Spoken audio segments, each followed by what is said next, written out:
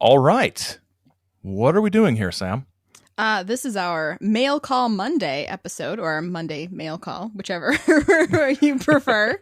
And we are going to take the comments and questions that people have left us on various social media platforms and answer them. Yes. So let's get started. A commenter on the website said, "Great first show. Can't wait for it to be a regular thing. Side note, I'm studying to be an archivist, and the ethics of deciding what deserves preservation and issues of preserving the context it was in made it really interesting." So, yay. I'm excited that we have like another history person who's listening, not just like, not that I don't not enjoy having paranormal people listen, but like someone to appreciate the aspect of it. Right. Especially since there wasn't much paranormal on the first episode. Mm-mm. Just sort of mistaken hints of the Yes. paranormal, which is going to be kind of a recurring thing in some topics. There's some topics that are not paranormal, but they kind of want to make it so. Brendan on Instagram says, "Great job, guys. I want to say that the episode was entertaining, but that seems like it diminishes the absolutely disturbing nature of the story. I can see why it became lore. I may have laughed too many times for a story so grim. I guffawed at the ghost bit, but as this falls into what I consider edutainment, I guess it's okay to learn with laughter. Sad, depressing laughter." Yeah, there was a lot of sad, depressing laughter with this one. Grim is the best word for the story. What do you think about edutainment? I like the thought of edutainment. Working in public history, I feel like a lot of what I do is edutainment because people are choosing to spend their leisure time, their leisure dollars, whatever it might be with me. And so they're not necessarily coming just for a straight lecture. I need to make it entertaining somehow. And I think this falls into a podcast can certainly be a form of public history. So I like that. Yeah, I think it's sort of thing I was thinking was we hope you learned something, but nobody should cite us in a research paper. No. No. We'll tell you that there are newspapers we went to find, and you can look at those things. But use us like Wikipedia. You can start here and then follow our citations to find the real sources. Yes, and if there's ever a citation needed, we will note that as well. And listener Krista, sort of on that point, says that she loves how we talked about the sources historians use and how we know what we do and don't know. So it's all about knowing and acknowledging that that we don't know everything and we don't necessarily have all the sources. Now, with the Dudgeon Swamp story, hopefully we're able to get our hands on more down the road as we're working on that. But yeah. Okay. About the case itself. Listener Shelley mentioned the poison and remarked, quote, "I also question how they could run effective tests on David's body and Romy's body, actually, after the body was in the ground so long, between decomposition and potential contamination from the surrounding soil. It'd be hard to get any sort of decent sample to test." And a Twitter follower also pointed out that the state expert mentioned strychnine a lot, but Mita's sort of, I think we can say, coerced confession referred to arsenic, which is, one of the many, many head scratchers of this case. What do you think about the body decomposition thing, or any of it?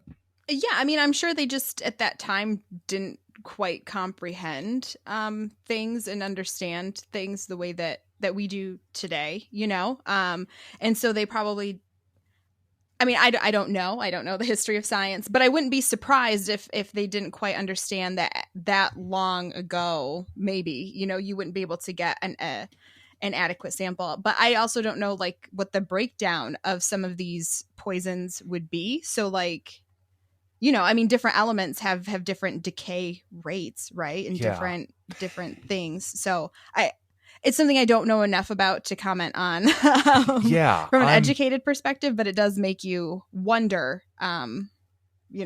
what they could have done successfully. Yes, and I think the decay rates are significant to think about, and also the contamination to the Yeah. aspect. There's lots of, I mean, depending on where a body is buried Mm-hmm. and what seeps in, I would think other chemicals could possibly get into the tissues somehow. But again, historians, not scientists. So Yes. yeah. Um, Kirk says, "Great start. Do you have a plan on how often the episodes will come out?" It's gonna be every other Monday. Yep. Is our plan, with Monday mail call Monday, sort of on the alternate Mondays, and Friday favorites Fridays on Instagram and YouTube, linked to various places. We I like think it heads to alliteration. our Facebook stories too, right? Yeah, it goes Yeah. to the Facebook stories as well. If you've ever noticed that those are a thing that exist, which I think a lot of people still might not. I think Facebook is trying really hard to make us notice that they exist. I notice when I Yes, scroll down, all of a sudden in my news feed, it'll be someone's Facebook story. It's like, yeah, Facebook, like you're not Instagram. Stop trying. I'm just because you bought Instagram doesn't mean we Right. want you to act like Instagram. Right. I'm getting notifications that people have added to their stories now, Yes. and that's annoying. Occasionally, I have notifications that are actually things I want to see, which is rare. Old Stone Cold, wrestling fan probably, says, "Great first episode, really enjoyed, scratches that underutilized history honors itch I have. Questions, Aaron, does the Saucer Wife prefer this kind of topic to your usual stuff?" So over on the Saucer Life, my other podcast, my wife, the Saucer Wife, sometimes pops in to give her opinion on things, and I asked her this question, how does because she listened to the episode, this episode, and I said, compared to the flying saucer stuff, what do you think? And she generally prefers this topic, this type of topic. She's not one of these gory true crime people, but sort of fraud and financial crime and swindles are fun. We liked the Lula Rich documentary and the Nexium cult documentary, and what was the other one? Oh, Firefest, the Fire Festival one. So yeah, those types of topics. Tiger King, classic. And more generally, sort of the true crime thing. How do you both feel about stories like this that are often told in true crime podcast land, particularly newer cases or such? How can we avoid being sensationalist and voyeuristic when it comes to these tales of suffering? What do you think, Sam? I think a lot of it comes down to why your intentions behind doing the thing, right? So like we were really interested in digging back to the original sources and trying to figure out what really happened and, correct potentially a legend that has been misinterpreted for, 100 years possibly.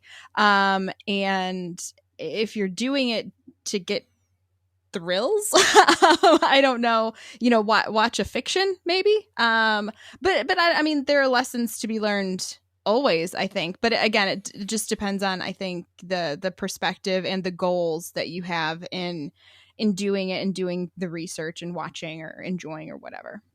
I think more recent stuff is a lot more problematic. Yeah. I think something that we can approach as historians is, I was going to say you're not affecting anybody still alive, but the one woman, Dorothy Brooks Hodel Brooks, wrote that book, and clearly she's still very affected by these things that happened before she was born, because of the impact they had on the family.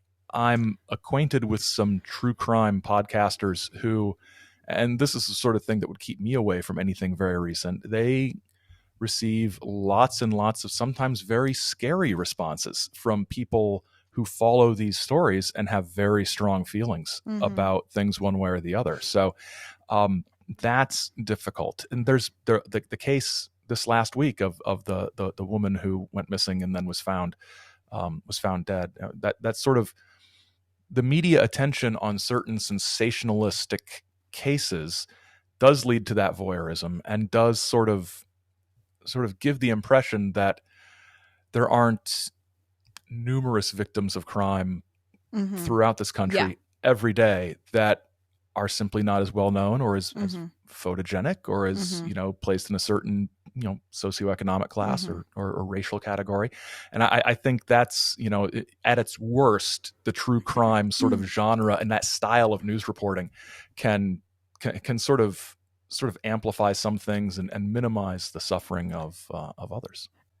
Yeah, and I think when people, kind of start playing armchair detective and, looking at things that way, thinking they can solve it, I think sometimes that can hinder the way that folks who've been doing a job for a very long time and were trained in it and know how to approach things, can get in the way of that. I think about the documentary I watched about the vanishing at the Cecil Hotel. It was on Netflix. I watched it, I don't know, at the beginning of the year sometime.